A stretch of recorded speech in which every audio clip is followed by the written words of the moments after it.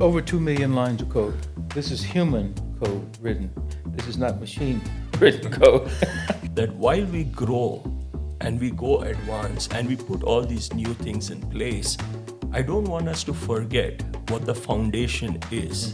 You have to be courageous enough Yes. to find people who are smarter than you are at the things that you need to have done. In some cases, compatibility and flexibility will go toward less security. But when you bring people together, the challenge is getting, as they say, getting the team aboard to the mission that you have and the vision.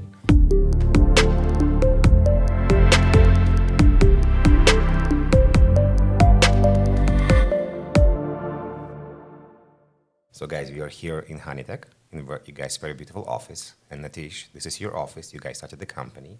Can you please tell us about yourself and about our guests? Thank you, Evgeny. So my name is Nitish. I started HoneyTek around 15 years ago. Pure engineer, built something. It started off just as doing something that you like to do, and then it grew. So today we are a team of 44 people, based out of Canada and India. And what we specialize is not just cyber and cybersecurity, but we do a lot of development also. So we believe that cybersecurity is not just a silo; it needs integration, automation, and so on. But coming to our guest today, very few people in life leave an impression with you. Me growing up and becoming a network engineer, I've met many different people, but there is one person here that left an impression that is life-lasting, I guess. And not just because of the inventions that he's done, but just as a person that he is, right? So ladies and gentlemen, what I want to do today is introduce you to the father of internet, the man who created the internet as we know today. Without him, it would not be possible. No companies would be making the money that they're making today using the internet. But thanks to him, we are able to do what we are doing today. Without further ado, we have Emmit McHenry over here, who I believe is the true father of internet, the man who created the whole DNS structure, TCP/IP, so on and so forth. Emmit. Thankfully, the audience knows that individuals don't do that. It's a team effort. So, but thank you for the acknowledgement. I have been very blessed to work with really smart people and creating a sense of family. Technologists, like most of us, thrive best when they're in a familial environment, where what they do is respected and supported. So, but thank you. To my peers from Network Solutions, he's thanking all of you guys with these comments. Absolutely. So back to Evgeny, we have a lot of things we can cover today. So There's actually a lot of topics I want to discuss today. So first of all, Nitish, looks like when I was growing up, I was looking towards Superman, but you were looking toward Emmett as a superhero. But when I become more mature, I realized that there's many superheroes and many mentors in life, and it's important to understand who are your mentors, learn from them, provide them feedback as well, and it's okay to change mentors as well, because we are learning and we are changing, and it's totally fine. And you brought something very interesting, because you say you're an engineer, but you're also an entrepreneur. And I feel that when you're starting your own company as an engineer, in some cases it's much harder versus you being a salesperson or a businessman. And I kind of want to pivot between the both of you. From starting a company and running a company, what did you learn? What kind of advice you can give to people? And maybe we'll focus a bit what's happening if you're more on a technical side versus on a sales side and the business side. Emmett, maybe you can start. Well, there's the challenge, of course, is being a doer versus being a person who organizes folks to do. So you get the multiplier effect in terms of the work that needs to get done. That's an amazing transition challenge. I had some advantages. I started my career with IBM as a systems engineer. And those days, the beauty of IBM was they trained you in finance, they trained you in sales and marketing, and oh, by the way, you're going to work 8 hours a day getting trained as an engineer. And so it was that combination of things. So I understood about reading balance sheets. I understood about packaging for sales and marketing. And those together with the engineering were really quite helpful. Yeah, for me, it was very different. I started off as an engineer, and I believe that Steve Jobs said this very correctly. You can connect the dots just looking backwards. You can't connect the dots looking forward. I started as an engineer, and I had to learn. And it is very difficult actually to be an entrepreneur because you got to learn sales, you got to learn accounting, you got to learn marketing, you got to learn everything, taxation, rules, etc. What really helps is being able to hand over your responsibilities to others and trust that they will do the best. Passing that borderline, for example, I have Don Wellnor who handles sales. He's been with us for 8-9 years. Trust him completely as a brother. He will handle the sales. So now I don't have to worry about sales. So you hit on an important point there too, that you have to be courageous enough Yes. to find people who are smarter than you are at the things that you need to have done, that you can turn over stuff to. And somehow to deal with that, you've got to have a principle base in which you're going to judge people against and create a culture that you want to bring people into and begin to explain that on the front end. If you can build the structural elements for the kind of business culture you want and select really capable people. Remember, salespeople can always sell themselves, so you got to find that exceptional person who can not only sell themselves, but they can sell customers, That's and they've true. got a track record to show that. But it's an interesting dance to let go. Right. Yeah. Yeah, it is. And I think you bring up another topic about trust.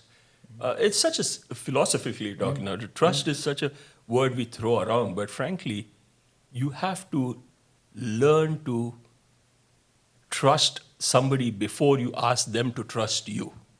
So that is the biggest challenge that entrepreneurs have. Is this part of a culture? Because culture, you cannot create a back on a napkin. You need time, you need to understand. But when you're starting a company, there's probably some ideas that you can put into the company. What is the culture you expect? How do you want people to treat each other? What should be the team look like? Maybe you cannot know it fully when you're doing this, but eventually you will figure out.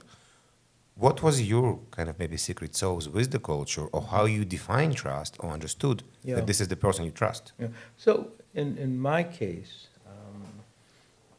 and my partners, when we started Network Solutions, we spent lots of time making sure that we were in agreement on what a culture should be, how the culture should be built, what were our values, and could we agree on the value structure. I think if you're lucky enough that you can spend some time with the people you plan to build with on the front end, talking about culture, understanding what it means to be trusting and trust. For example, we came up with a list of principles. Simple things like speak with good purpose. How many meetings have been redirected by someone talking negatively about an individual versus what the actions that need to be taken to move things forward? Make agreements that you can keep. Oh, but you can't always keep the agreement because you don't know everything. Well, if you can't keep the agreement you've made, make sure the person you made the agreement with is the first person to know and to understand that. Don't try to hide the fact that what you thought and what you now know are in conflict. So, Emmett, is this part of intent? So I'm basically saying when I'm interrupting you during the meeting, it's not because I'm trying to be rude, it's because I'm trying to bring the subject back to the topic. And this intent is part of the principle as well. Yes. We need to agree we're doing this way, that. We want to agree that we interrupting each other or we acting in this way because we're not trying to be rude or we're trying to show who is smarter here, is because we want to greater good for the company. Yeah, and simply put, you need to know what the purpose and desired outcome are. If everyone is clear on the purpose and understand the desired outcome you're trying to achieve, it makes the whole process of working together much simpler. So for someone that's starting the company right now, maybe watching this episode right now, and they want to start their own company, or maybe they already started a company, already working with this, and let's kind of make it wider. No, it doesn't have to be technical, it could be anyone. And with the focus that right now there is big focus on working from anywhere, what would you recommend? And I think both Nitish, you and Emmett, what do you think it's important to start? Because I can spend the entire time looking at balance sheets and create a perfect license, but I don't have time to look on the technology, or vice versa. So maybe give a couple of pointers. If I may, the first thing that comes to mind from all the experience that I've done so far is you're going to make mistakes, and it's okay to make mistakes. It is important to learn from those mistakes and grow. So don't beat yourself that you're going to get it right at the first time. Give it a chance. And just because it didn't turn out right at the first chance doesn't mean it will never turn out. Give it a chance. Let it go, right? Maybe you selected the wrong person. It is okay. Maybe the next person will be the right person. So it is okay to make mistakes. You basically start from that. The second thing that I usually tell my guys, it's okay to lose money, but it's not okay to lose time. Because if you lose money, you can make money back again. But if you lose time in today's world, you cannot, any world, you cannot make time back again, right? So the third most important that I shouldn't forget, it is not about money. It is about doing what you like to do. You just do what you do the best, business will come to you. And that's true because in one way, if you really look at HoneyTek, we've grown organically, right? From the first customer till today, it has always been organic. And that is because you do good work, customers keep coming back. That's what I feel, Emmett. I think, obviously, there's some truth to that. But you are unique. We're all unique in our ways. Some people get that and make that thing work of they have personal clarity about what they want to do. But when you bring people together, the challenge is getting, as they say, getting the team aboard to the mission that you have and the vision, and creating a climate where they can participate in helping refine that, right? I mean, I see you with your guys, so I know. You have discussions about, this is my idea. Oh, now it's our idea, because they engage in the process. Right. People need ownership, and they get ownership in participation with the leader in the process, in the ideas. And if they have ownership for that, then you can expect they will commit to getting the final thing done. I know this sounds almost academic, but it's the real world that I've experienced. Get people involved, understand what you're doing and get committed to it. And then you can relax, because the process will help them get you what you need. So what you're saying right now is kind of the balance between micromanagement and macromanagement. And I think Emmett, maybe you can elaborate more on the idea of how much micromanagement or macromanagement you need to do, and when do you let go and start trusting people, but still validating that they're actually doing the work, and you're not losing time, as Nitish was saying, that after 6 months you realized nothing was done. Well, I think I probably I've never done enough micromanaging because I start with that front end of trying to get clarity about what our mission is, what we're trying to do, and I'm expecting you to enlarge upon that. Now, I'm not a guy I don't want people around me that I gotta look over their shoulders. That's just not me. It's not fun. I want to be a part of the creative process. I want to be part of the building process. And so I have to hire other people, or bring other people around that have that inclination. I think there's a place. I remember a short bit, we had a very special contract, and it had to be zero error. And so we found some people who were extraordinarily drive you crazy. Every infinite little detail was important. And the people they worked with, they were testing each other while they're trying to get this thing done. Well, I would not have had fun working on that team. But the people that we selected fit that model, and it worked out very well. So it's about building your organization to help you address your strengths and weaknesses. Because we all have things that we're less perfect in, right? And so that's part of I think greatness comes from that. If you're really fortunate and you can have partners that when you come together, you become a super person, the 4 or 5 or 3 or 2 of you, versus you as the leader, as the founder, having to be the super person. I like this topic a lot. So, how do you choose partners? So, let's say you're a technical person, you need to choose a CEO, you're a CTO or CRO. Give some advice and ideas, what you guys did in the past or still doing, to understand who has a partner material. No, that's a tough question. I'm still this year, I still haven't picked a partner. Okay. So I have ideas, right? I'll leave that on I to you. got ideas. Because look, I'm imperfect with it, so I keep trying to learn. You learn, Each position is very special, but some general rules. And I can give you both sides. You want people whose past experience align with what it is you need them to do, that they can demonstrate that they've done it before. Now, I can give you an exceptional case to that. I once had an engineering need to put together a demonstration lab, and we didn't have any money to put that lab together, really. It was pennies. And I had a PhD engineer from the UK, signed him the job. He came back and said, we can't get this done. We need money to get this done. I took another guy who was an engineer, not a PhD, and I went to him and said, look, I've got a challenge for you. Now, I could use that language because I'd seen him work projects, and he took on challenges like a wrestler, right? He wanted to wrestle the challenge. And I gave him the same challenge. He came up with a strategy to build out a demonstration lab using other people's equipment to demonstrate its interoperability with other stuff so that manufacturers could use our lab as a part of their sales strategy, et cetera. And so we built we had Cisco's first this, first that, bang, all those guys.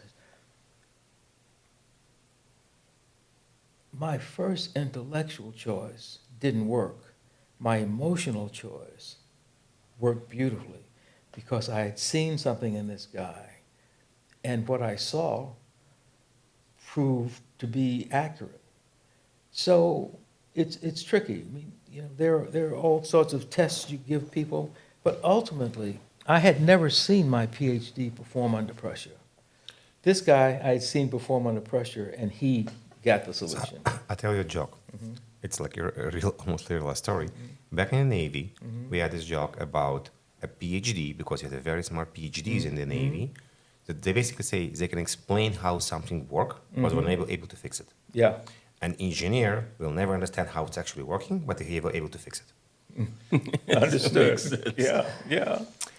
So if I understand what you're saying, when you're choosing a partner, you qualify, understand what they did in the past, if they did similar job, but beside the technical skills or the history skills, or the resume, you also want to tap in and understand kind of how do you feel about this person?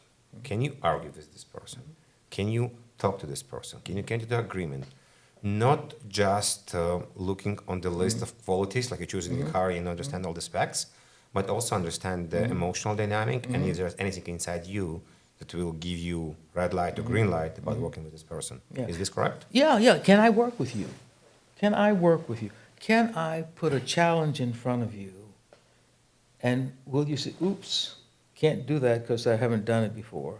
Or you go, let me think about it. Let me play with it. And that you can dance together on that. So much, life is really very much a metaphor around dancing. I mean, there are people we find that, like Natish and I, we dance together. We talk about things, we dance together. There are other people I might meet in a similar position. Okay, next show I want to see how you guys dance. Yeah, Okay, I'm especially Natish. Eh? Well, we don't do the physical dance. Oh my God! It's the psychological back dance. to the virtual. I got you. It's the mental dance that we can do together. But isn't that's kind of, you grow up, you play sport, you do various competitive things, you learn about teamwork. And even on every team, there's some people that you dance with, and other people, great teammates for what they do, but you don't dance together. You say, well, 5 guys are good receivers. A great quarterback chooses the 1 or 2. And is it because they are better, or because the chemistry between them is better? Because they can practice together. One will stay overtime to work with the quarterback on throwing the ball, or kicking the football, as we say in soccer. Any tips on working with people remotely? Like, how do you read somebody's energy and feed when you over Zoom? I think I can actually, so we have a team out of India. Working remotely doesn't get as good as remote working with them, right? As we were setting up the team, we chose team leaders. You may put them as partners or whatever, but they're team leaders, that anybody who's reporting to you directly. What I did there was initially spend a few months setting up expectations, right? Making sure they understood what my expectations are. If I'm going to give this thing to you as your responsibility, then how you are accountable to me, and how I check that accountability. Because when I wake up, the first thing I want to know is the status update on the stuff that was supposed to be done, right? Just because of the time difference, right? So I wake up, I see the status updates, this is done, this is done, this is. So setting up that accountability actually makes so many things, not accountability, the expectations makes so many things so much easier, right? If they understand what they are accountable to and what my expectations are, and they meet that expectations, everything moves smoothly. And it is vice versa also. So, we have a senior developer or product manager, VD. There are times when he does not say yes to me. And he says, no, it cannot be done. And then here are the reasons. So it is wonderful to have that kind of a relationship, I feel. Set the expectations very clearly so that there is no disappointments and, no finger pointing. No. I can't add much to that. I think it's a new time, as always, every moment. I used to take pleasure in bumping up against people, quotes, at the proverbial water fountain or in the coffee room, and ask the question, what you doing, what you working on, da-da-da-da. Give me a put, and getting into some discussions, and now learning myself, because I'm a learning organism. I want to work with people that I can learn from. And sometimes learning only leads you to more questions, right? But I have been concerned that some organizations I help build out, and that they have totally changed. They've sold those assets that used to be called offices where people meet. And I asked the question, what are you doing about the unexpected creativity that occurs when people bump into each other? So I think, for me, we have lots of people who work remotely. Before COVID, we had many people who worked 2 to 3 days with the customer, and the rest of the time they work from home with the customers. I think the challenge is, how do you keep community? So you need to come up with ways, whether you have calls over the, group call meetings over the phones, TV. I wanted to use the word Zoom, but I didn't want to advertise for Zoom. But Zoom meetings, or Microsoft, whomever, Teams meetings. How do you take that and use it to facilitate? And then what we've tried to do is to have some meetings out of the office, recognizing that in the old days we said, let's go to this place and do this or that. Now they're working from home. Where do you go to? How do you get people back together now when they are used to working from home? And many of our people will never want to return to the office as a full-time job. I was just talking to my brother-in-law about this part, that when 4 or 5 years ago we used to commute an hour to the office and back, and now like, why don't you spend this 2 hours a day? Or in New York, I met people that you will take the subway and other like buses for like 2.5 hours. So definitely, why would you go to the office to lose 2, 3, 4, 5 hours a day when you can do it from home? And it's kind of bringing an interesting topic that Natish, you mentioned. You can lose money, you cannot lose time, or you shouldn't lose time. Right. How do you balance work and life? So work-life balance. Many people that start their own company says bye-bye to your personal life. You need to understand the next 3, 4, 5, 6 years, you're not gonna be visiting all the soccer or dance places for your kids. And you guys are a bit more mature than me. And I want to understand what you advise, what you guys did. I know literally we just spoke before the recording. I need to make a choice if I'm going dinner or going with my son mountain biking, for example. So who wants to do first? You know what? It's a very valid question, and the reason I'm jumping here is I always try to talk to people like Emmett, who have achieved so much in life. He's a visionary, he's an inventor, he's an entrepreneur, he's a father, and he's a grandfather, he's a husband. When you put all of this, I'm like, how and what is real? Because it is not about saying whatever the books want you to hear, but I really want to understand what is it real? Because we've spoken about this before. We sometimes don't sleep for 2 days. Right? If there's an idea in the mind, I can stay awake 2 days and I'm just working on something. Right? And there's a conflict in the house. It's look, it depends on what stage you're at, how you manage it. If you're a parent or you're serving in a parenting role, you got to make sure. I'm selfish. I want to imprint my children.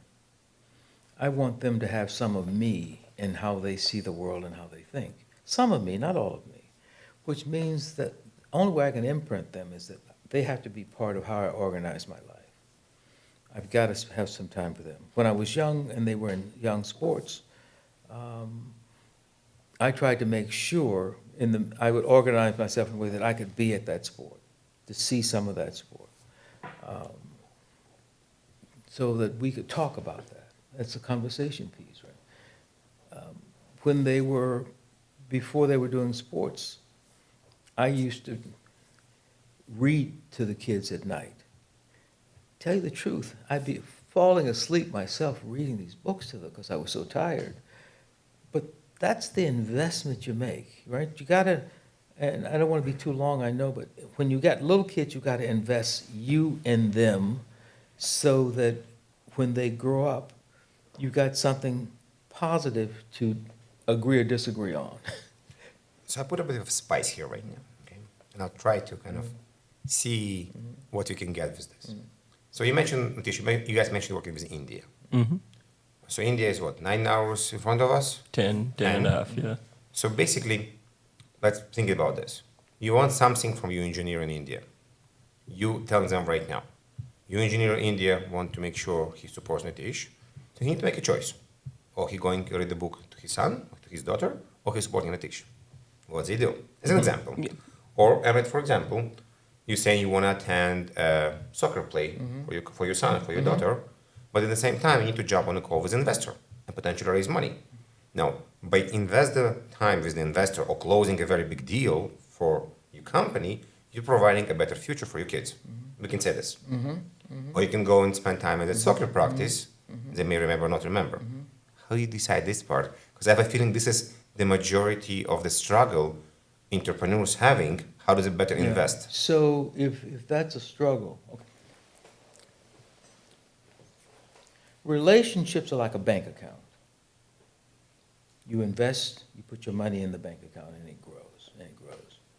Some days you got to withdraw from that account. In your relationships with your kids, your family, whatever, you will invest. There are going to be critical moments when you've got to pull something out of that account. There are going to be critical moments, if it's not a championship or this or that. You can say, I can't, son, I won't be today. This is what I'm doing. And with my boys, I talk in business terms with them very specifically about certain things. And I saw how it affected because I want them to think of business, by the way, as a happy place. not a Okay. negative place. So I think it's a matter of have you invested?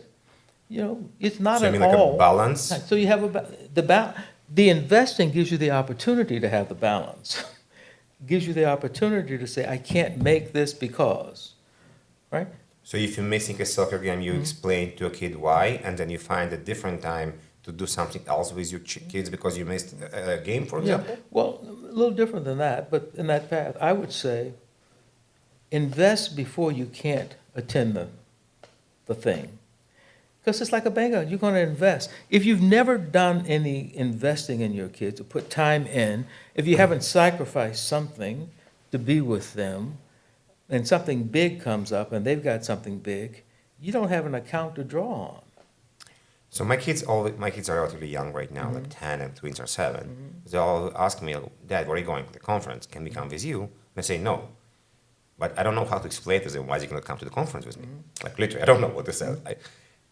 Do you guys think there's going to be time I when we think can you can bring... take your kids to some So conferences. do you think we're going to be time we can bring kids to the conference To and there's some going to be like a conferences, yeah. play date for the kids and everybody will be happy?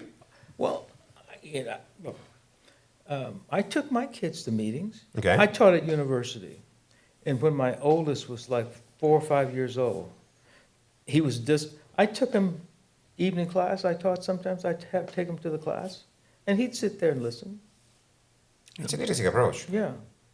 Just an example of today, Yeah. when you and I were working on something, and I sent a message to VD in India, and I said, "Can you do this for me?"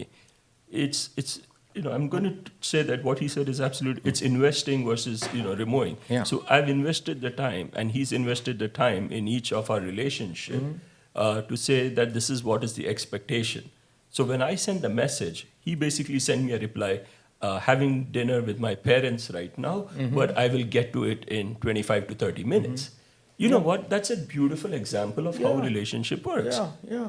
I'm not going to push him for the 25, 30 minutes. And oh, by the way, you're gonna go to bed now because while he's working. No, and 25, 30 minutes Yeah, later, yeah. he did it. Yeah, yeah. Right? So, but the expectation here, he knows, is I just need a reply that he's got my message so that I'm not left in a limbo. And Yeah. I think it also comes to us is knowing the fact that, hey, it is night over there. They must be doing something. What is my expectation out of that? Yeah. I really don't expect him to respond. You know what I mean? So those things are very important. And if we approach it in a very logical way, It's become part yeah. of a culture. exactly. Yeah, exactly. And now we've just talked about the first phase, right? We're talking about when you're dealing with youth, young people. And and you'll find out that your kids will get to an age where, they got plenty to do. They don't, Dad, I got this, I'm scheduled to do this. You're gonna want them to give you time because they've got so much to do. I'm going to kind of switch to fun topic. We were talking with my friends and about conferences. And there were actually topics that brought on LinkedIn recently. What are the best swag giveaways from conferences, from companies? Because we find people spend money printing T-shirts, doing cups. People buy them, then throw them away. So, like what? And I kind of realized when I go to conference, I always try to find stuff for my kids because I can kind of put the money back to the account. So what do you guys think? Should vendors create swag that's going to be intending not for the people that are coming, but for the people that kind of they left back at home? I never thought of that, but that's a brilliant idea. And particularly if you tie some meaning into it, if you can tie some, I never thought of that. That's very intriguing. I think it's a brilliant idea. Yeah. In fact, they can have something, Yeah. if you have kids, we have something for the kids. Got some If swag. you don't have kids, then Yeah. you take swags for yourself. Yeah. Right, like- Because with all due respect, if you've been 20 years in the industry, how many T-shirts you have? Yeah. Probably tons How many of cups do you have, right? Come on, please. Or pens. Yeah. So I end up giving cups to Goodwill like every other year or so because what am I going to do with these cups? Yeah. Okay. Even my own company cups, I've got to get rid of. I got so many. There are a lot of... But now let's get to another matter because this is important. That's spousal, Okay. married or unmarried relationships. I tell entrepreneurs all the time, look, you want to be an entrepreneur and you have a partner, you need to upfront talk to her not about the results that you might get, but the process of being an entrepreneur, what that really means. Because there are going to be some hard times. There are going to be times when the bank account is really thin.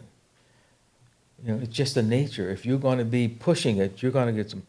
and to see if that person is with you in doing this.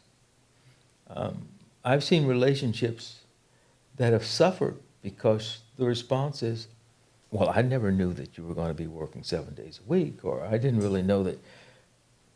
Part of my habit, historical, has been I try to keep a notepad by the bed. So I wake up in the middle of the night, I make notes to myself, right? Because otherwise I forget. So you have to be concerned, not just for yourself, but for the person who's engaging with you in this life of entrepreneurship, because it becomes a family matter. It's not just you as the individual. So I make notes.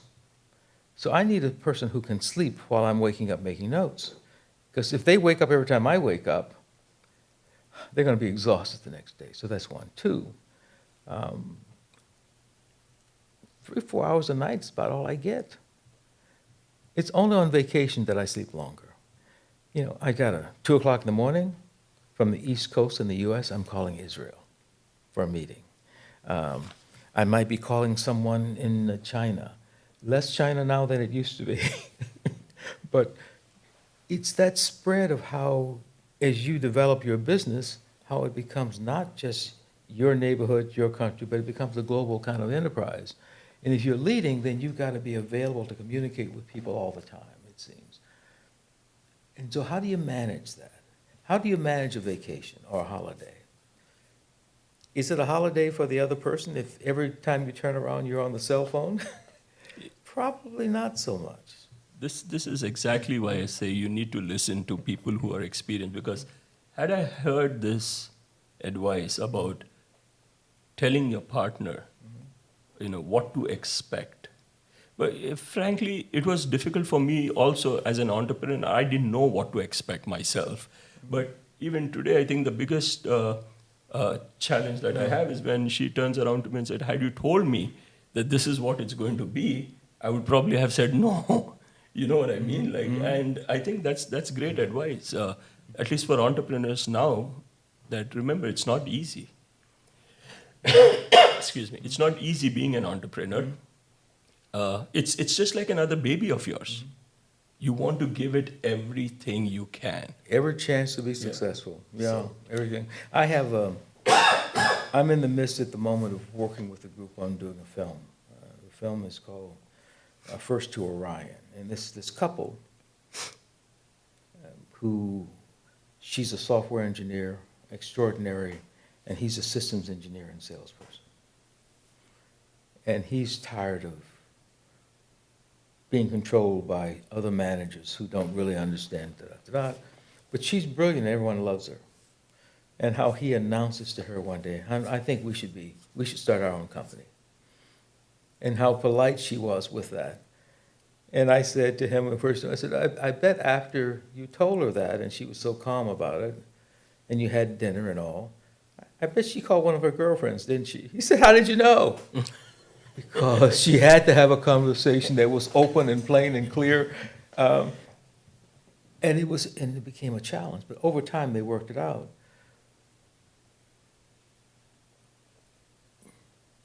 You got to give people some freedom to participate in how they want to participate. And if it doesn't work, it doesn't work. But it's better to do that on the front end than to spend 5 years struggling only to find out that someone's been unhappy for 5 years because you didn't tell me what it was going to be like. Yeah, we're not going to turn the chat about front end, back end, and as a service, okay, because it's going to be a different conversation. I do want to kind of speak a bit about security and what's happening right now in general. And Natish, you mentioned about TCP/IP. And before we started this conversation, Emmett, you mentioned about TCP wasn't designed to be secure in the beginning. But if I think about this, SMTP wasn't designed to be secure. DNS wasn't designed to be secure. ChatGPT wasn't designed to be secure. And from a perspective of controlling what we're putting there and the rights, who has it. And there's probably gazillions of other ideas. Zoom, in the beginning, there was no passwords on the way to connect, like easier way to connect. A lot of the time, we design something for convenience, and then we figure out how to make it secure. But on the flip side, we are going and telling the entire LinkedIn how we want everything to be secure by design. So is this conflict with one another? Because sometimes the innovation happening so fast, we forget to secure it, or there is a way to the security layer right at the beginning.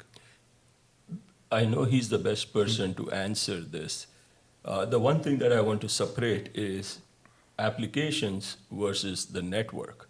You know, applications can later on be modified, but the transport underneath which it works, if you alter anything over there, it is not just one application, but everything that is running on it needs to be altered. So TCP/IP is a totally different beast in its own way. I was surprised yesterday. You know, your listeners today should take a guess of how many lines of code is there in TCP/IP, and I'm going to let him answer it because he did it. So We did it. It's over 2 million lines of code. This is human code written. This is not machine written code. 2 million lines of code, Yeah, plus. and it is still working. You see, how many And applications? it was built to have incompatible devices capable of communicating with each other. That's why it's so much, right? It's got to take your IBM machine, your Burroughs machine in those days, your Honeywell machine. All the things that we do, it was interoperability. All the things that we do today that are so interoperable. My watch talks to my phone, which talks to my laptop, which talks to my house, which talks to my car. That's all interoperability. So in a way, and I'm not trying to steer the conversation, in some cases, compatibility and flexibility will go toward less security. Because if I build something very secure by design, I may kill it in the beginning because it's not going to be compatible and flexible to work for everyone. That makes sense to me at that time when we were building. Okay? A lot has changed since then. We're much smarter about how we build tools and how we do encryption.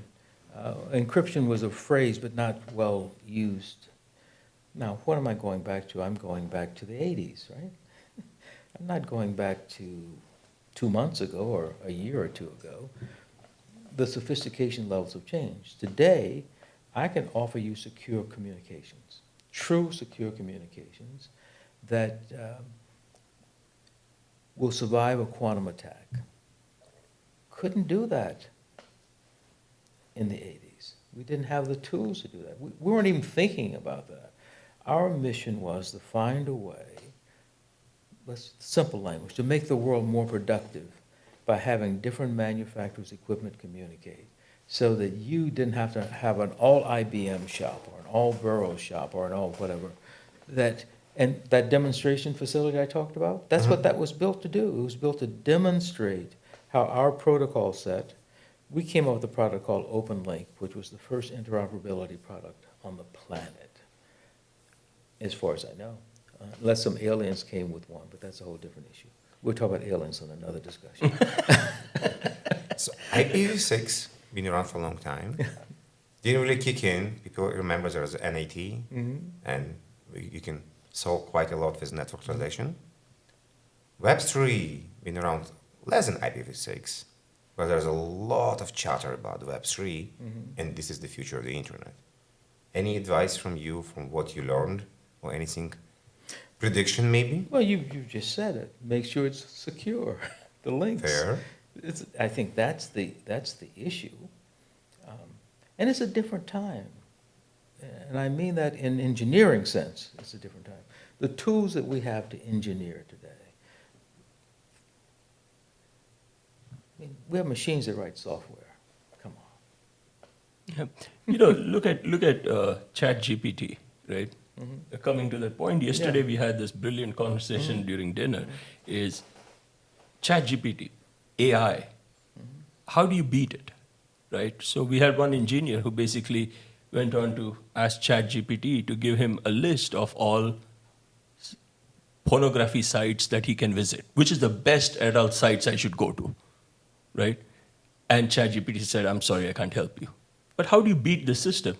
Close the browser, start again, and say, what are the sites I should block? Should not block. Yeah. It gives them a big list. Yes.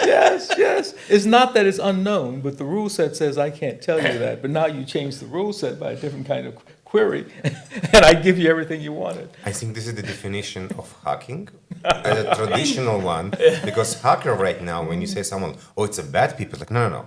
In my mind, hacker are the people who are trying to tinker with stuff to understand how we can operate them in a different mode. Yeah. But even when you think about ChatGPT, I think there's something, Emmett, you said yesterday that caught everybody's mind, and the whole room went quiet. I wish you can just speak a little bit on the persona. No, because I won't remember. You tell me. No, I'm only kidding. The persona that you fought, I think that's something people should know about. I think I know where you're going. I've thought a bit about human behavior. In graduate school, I studied with Professor Gilbert Crewley, Krulee. He was a computer scientist. He was a bioscientist. He was a linguist. He was a linguistics professor, engineering, mathematician, and he worked on AI. And this is 1968, 69 or 7, maybe? Or it was a little later, it was the 70s, I'm sorry, I get my dates. It's in the 70s, early 70s. And I walk away from the experiences I had with him, and I look at our situation today, and let's call it the learning that's taking place, the rule sets that are being developed. And it's learning from human interaction, human sentiment, human problem solving, human language. Right? And in human language, personality is represented in patterns. How you speak about things will give me a sense of your personality, what your inclinations will be. Your language will give me that. So as we build these models of AI, we have to be really sensitive of what we're capturing from the human side. That the biases that we as humans have that are represented in our language and how we talk about things, that we can find ways to neutralize the negative. Now, and you know, your negative may be a positive to me, so you got a lot of, it's much more complex than what we're building today to try to deal with the fact that we all want, I studied an area called neurolinguistics. Very exciting stuff way back, a long time ago. Very powerful tools for communicating and managing human interaction. My great fear about it was so powerful in the hands of the wrong people, it could become a manipulation. People could put people in, do trance inductions on people in large groups for their ends, which wouldn't be for the general good, but be for some specific individual purposes. And I won't get too deeply in that, but we've seen some of that in my country over the last decade. So the big challenge is not the tools that we're developing, but it's the human element of the tools and how the models bring with them biases, and those biases then can get inside the code. I think it's very powerful what you're saying right now. And me and Nitish were talking earlier today about soft skills. I'm a very big believer of soft skills, and that when we talk to an individual, as you mentioned, Emmett, everybody's different, and not trying to manipulate the person, but if I can understand how they understand the information or how they like to get the information, I can adapt the way I'm talking to make sure it's easier for them. It doesn't mean I'm manipulating them, but I'm just kind of adapting myself. Guess this why we have friends, when they speak like us, walk like us, do stuff like us, we don't need to do anything because it's easy from the beginning, but then eventually kind of rub against each other and understand how to understand each other better and become a better human being. And I think the more we have AI, the more the soft part and the soft skills will be important to ability to connect. I only know you for 2 hours, but it's very easy and warm to communicate with you. And You didn't do anything on purpose. I don't think I did anything on purpose. It just, I guess, naturally happened. He's, the guy who built TCP/IP. He interoperates with everyone. So So he thinks he adapted. he's still adapting out there, right? Talk about this something, just to bring fun into it. Yesterday, and I thought it would be great to ask the question again, and I'm sorry if you feel bored about the question.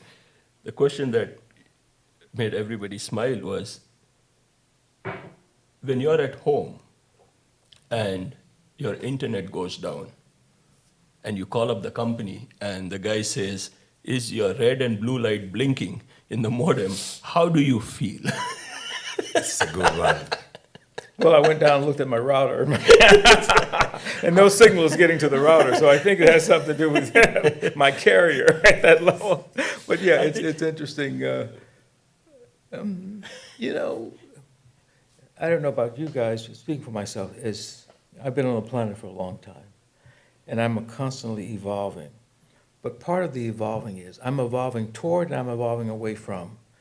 There was a time I love doing technical stuff. I love putting systems together. I loved it. I don't even have an interest in doing it now.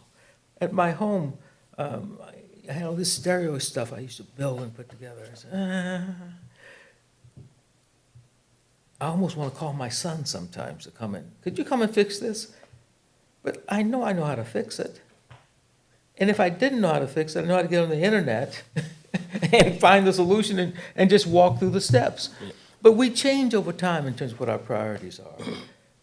For me today, as it was in the beginning, human communications, our ability to have meaningful communications with clarity of purpose and desired outcomes. That whole process, you heard me say this before, what's the purpose, what's the desired outcome, what's the purpose? And it becomes almost my little mantra, what's the purpose? My great fear is that I speak of my country, we are so in camps, and rigidly so. Now, I recognize that I say that because I see that on media more than I see it in my personal life. Media shows us some of the worst parts of ourselves. And I'm sensitive to acknowledge that probably 80% of the people I know in the world are not like that, but you're not sure because they're now telling you, and I love the guys who get up and say, well, 34% of the people believe this and da-da-da. And I want to say, what's the sample size? What's the sample size? Yeah, it's very similar when a vendor presents to me about the solution and say, according to our research, 34% of the SOC or the developers is like, how do you even get to this number? How is it 34, not 35, not 33? Some KPIs you see, we stopped 1 billion attacks. How many attacks did you let go? Yes. How many attacks do I need to be breached? One. Right? Those KPIs mean nothing. Brings that point we spoke again about was routing. You see, when we talk about cybersecurity today, right? And Emmit, I'm going this back because I want that people understand that while we grow and we go advance and we put all these new things in place, I don't want us to forget what the foundation is. Because if the foundation is weak, it doesn't matter what you grow and put on it, you are going to be having problems. Big to protocols, network, basic So routing is one of the whole thing. I say, how many companies today actually monitor how their routes have changed over the last 30 minutes, 60 minutes, 1 day? I don't know of any. Right? So if your route, if your packet is, supposed to be going from one POP to another POP, and suddenly now that POP is going towards China, is your traffic really routing through China? And then if it is happening there, who else is, spawning out and that the answer, port? yes, it is going to go through China, and yes, it's going to go. It's trying to choose best routes. That's the purpose of it. And trying then to choose how the best you- routes how you know what? in that instance, right? And how, if they are basically putting those packets aside, like spawning those packets and then sniffing it out and then running algorithms on that to break it or read it, to even to a certain extent. How many companies even realize that that is important? Yeah, yeah. And if you're a bioscientist and you're doing research and you've got the patents you're working on, et cetera, in the lab, but you need to call John to talk about, oh my God, you're going to talk to John on a live phone about this? Yeah. Crazy. You have to have, there are places in our society where you must have secure comms. I think so. And that really means being able to get off the public networks of AT&T and, those guys, to have instead of being in their data center, to be in a data center that you have your own server, and that's a secure server, and all the links are secure. Yes. And you know Privacy. that, right? Yeah. You got to have real privacy, and that's available now in the world. It's But been it's used. much more expensive, and we navigate towards SaaS as a service, Yeah. service and cheaper. Yeah. Because we're trying to cut cost. So now we have to ask the question, and so the reason I'm partly interested in this is, are there ways to reduce that cost? Are there ways that we can give it competitive pricing in the world? I hypothesize yes, and I think we know some of the answers to that. So that's some stuff that we're working on. I know we've been here for some time, Mm-hmm. and I want to close with one topic that, Emmett, when you were talking, I was thinking about this. With such a complex world right now, with AI, with so many things changes, I believe it's very important to learn, and I would really like your advice, maybe you can provide some feedback how we can learn this, to learn and understand how to simplify very technical information to a simple language and a business language as well. Because how do you go and explain to a board member, why do you need secure communication? And there's many other topics. How Natish should go to a board member and explain we need to monitor our BGP routes. Right. But you know this, you know the answer, because you're good at it. Storytelling. Storytelling. Metaphors. Don't get into all the nits and bites, because it puts certain people, not all, to sleep. But everyone listens to an interesting story. Everyone wants, give me an example. And suddenly they begin to identify. So you want people to be able to identify with the data. And the way to get the data is to create stories that exemplify the data. So if I'm talking to you and you say, and I want to talk to you about secure comms, right? You got a new patent. You remember the story of the guy who had the new patent and found out that someone registered before them? Because someone was sitting in a car outside the building and they sniffed the communications that were going on and they got the registers. Well, there are ways they could have done that differently. They didn't need to use the public service. And let's show you how. But in simple terms, in graphic terms, story terms, not in the mathematics around it. Because most people, I shouldn't say most people, some people, they're not enticed by the math. They're enticed by the human element in the story. Storytelling is, I think, one of the most strongest ways of getting across technology and business together. You know what I mean? That bridge to gap. And I totally believe sometimes as a technologist, I find it difficult to create a story in that sense. But when you sit with the sales team and you kind of draw it out, or you come up with a great story, and I think that usually helps. Yeah. It's interesting that in the past, we used to have people that the main profession was storytelling. Yeah. Because there was no books. Storytelling is still Still storytelling strong. was used even then. Yeah. If you look at all the religious books, I think that is some kind of storytelling. Yeah. Interesting. And stories become truth for people. Guys, thank you very much. Emmett, Thank you, Evgeny. It's such a Natish, pleasure. thank you for the office. I think it's an amazing office and hosting everyone here. Thank you very much for taking time and coming here. Emmett, thank you very much. Oh, it's my pleasure. Last couple of days have been fun. Yeah, all right.